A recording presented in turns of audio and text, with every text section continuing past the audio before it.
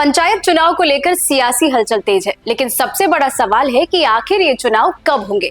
अब तो high court ने भी चुनाव आयोग से पूछा है कि देरी की वजह क्या है, लेकिन सवाल ये भी है कि आखिर इतना जरूरी क्यों है ये पंचायत चुनाव। तो आइए समझते हैं बिल्कुल आसान भाषा में। नमस्कार, मैं हूं कल्पना, आप देख रहे हैं द हो हल्ला।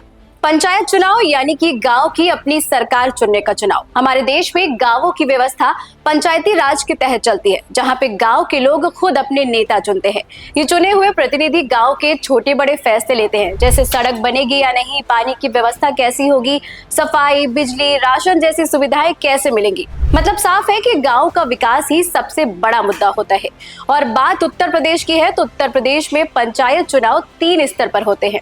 पहला ग्राम पंचायत, जहां पर प्रधान चुना जाता है। दूसरा क्षेत्र पंचायत यानी कि ब्लॉक स्तर पर, जिसमें बीडीसी के सदस्य चुने जाते हैं। और तीसरा होता है जिला पंचायत, जहां पे जिले के प्रतिनिधि चुने जाते हैं। यानी गांव से लेकर के जिले तक एक पूरी छोटी सरकार बनती है।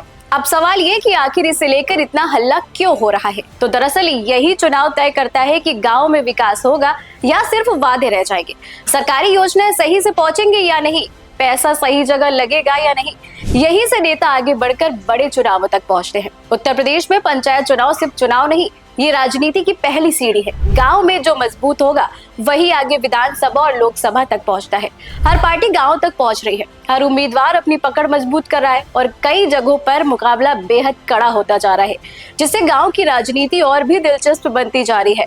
आपके एक वोट से तय होता है कि गांव का प्रधान कौन बनेगा, विकास आगे बढ़ेगा या फिर रुक जाएगा। अगर सही व्यक्ति चुना गया तो गांव बदल भी सकता है, और अगर गलत चुन गया तो योजनाएं अटक सकती हैं।